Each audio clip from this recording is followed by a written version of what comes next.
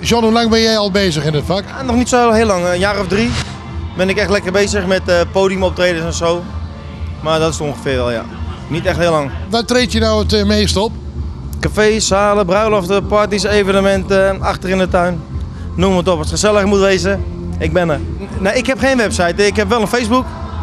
Dus daar kan je alles op loslaten. Maar de website is uit de lucht, die is helemaal onder constructie, want er moest even geüpdate worden, zeg maar. Ik heb 1 clip opgenomen en die is ook bij jullie bekend, Hey Kom Aan. Maar dat is een beetje uit een baldadige bij ontstaan. En de volgende zit in de pen. Ik heb hem dit jaar staan 3 à 4 op het programma. Dus dat is wel de bedoeling dat ik dit jaar ook 3 of 4 hier release, zeg maar. Schrijf je de nummers zelf? Ik wou dat dat waar was, dat ik dat kon. Ik heb er eentje in de pen.